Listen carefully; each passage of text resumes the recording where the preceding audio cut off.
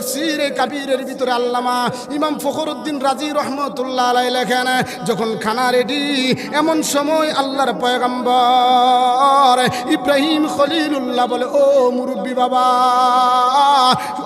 আকুলু বিসমিল্লাহির রহমানির রহিম, বিসমিল্লাহ বলে খানা শুরু করেন।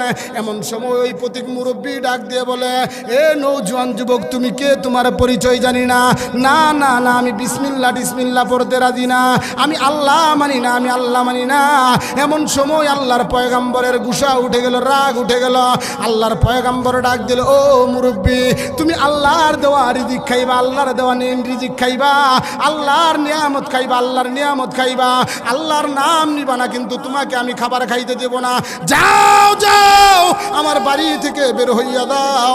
আল্লাহর পয়গম্বর তাকে দূর দূর করে বাড়ি থেকে বের করে দিয়েছে। বাড়ি থেকে বের করে দিতে দেরি হয়েছে, কিন্তু আল্লাহ রাব্বুল আলামিন সাথে সাথে জিব্রাইল পাঠায়া দিছে। কন্যা আল্লাহু আকবার, আরো জুড়ে কন্যা। ভাইরা আমার, বন্ধুরা আমার, আল্লাহ রাব্বুল আলামিন জিব্রাইল পাঠাইয়া বলে, ওগো আমার খলিল, ওগো আমার পয়গম্বর, তুমি যে তারে আমার বান্দারে দস্তরখান থেকে উঠাইয়া দিলা, কেন আমার বান্দারে খাবারের সামনে দিয়ে উঠাইয়া দিলা? আমার বান্দা তো আজকে 3 দিন যাবত খাইতে পারে না, খাবার নাই, আমার বান্দা তো অনাহারি, তুমি কেন আমার বান্দারে খাবার থেকে উঠাইয়া দিলা?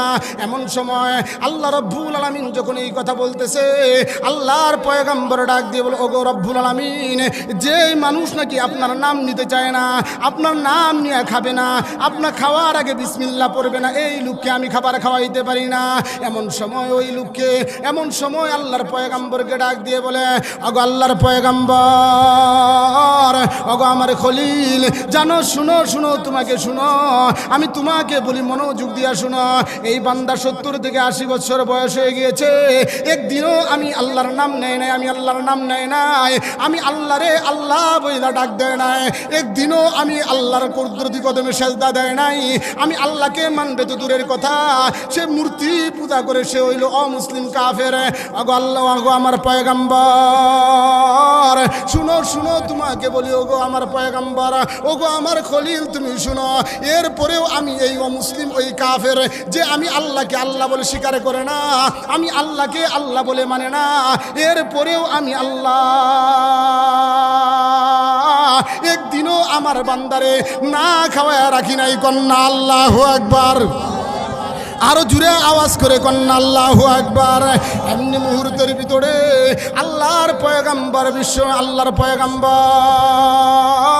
ইব্রাহিম খলিলুল্লাহ সেজদায় পড়ে গেল, আল্লাহ রাব্বুল আলামিনের দরবারে সেজদায় পড়ে আল্লাহর পয়গম্বর বলে, আল্লাহ গো আল্লাহ, আমার ভুল হয়েছে, আপনি আমারে মাফ করে দেন। এমন সময় আল্লাহ রাব্বুল আলামিন বলে, ওগো খলিল, যাও যাও, জলদি করে যাও, আমার বান্দারে যে জায়গায় পাইবা জলদি করে তার হাতে পায়ে দইরাই না, আমার বান্দারে খানা খাওয়াও। কন্যা সুবহানাল্লাহ। আল্লাহর পয়গম্বরকে বলে, ওগো খলিল, যাও, জলদি করে যাও, কোথায় যাও, কোথায় পাইবা, জলদি করে যাও, আমার বান্দারে দইরা নিয়ে আসো, আমার বান্দা আজকে 3 দিন যাবত খানা খায় না, আমি আল্লাহর কুদরতি দিল কিন্তু সহ্য হয় না, যাও যাও, জলদি করে যাও, আমার বান্দারে দইরা আইন না, বিসমিল্লাহ পড়ো আর না পড়ো, আমি আল্লাহর নাম নিলেও না নিলেও তুমি তারে খানা খাওয়াও, আমি আল্লাহর কুদরতি দিল কিন্তু সহ্য হচ্ছে না।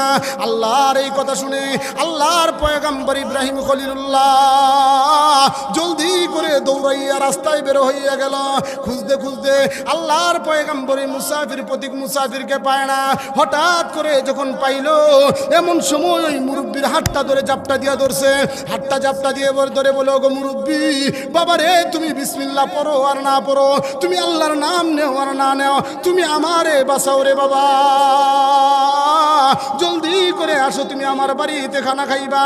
ওই সময় হাতে পায়ে দইরা মুরব্বীরে অনুনয় বিনয় করে কাকুতি মিনতি কইরা মুরব্বীরে বাড়িতে আনছে। এমন সময় ওই মুরব্বী ডাক দিয়ে বলে, ও যুবক, তুমি কে? তোমার পরিচয় জানি না, তো তুমি যতক্ষণ পর্যন্ত না বলো কেন আমারে দ্বিতীয়বার তুমি খানার মধ্যে জোর করে আনলা, প্রথমবার কেন দূর দূর করে বিদায় করে দিলা, এই কথা যতক্ষণ না বলো আমি খানা খাবো না। কন্যা সুবহানাল্লাহ, আরো জোরে কন্যা মিয়া সুবহানাল্লাহ।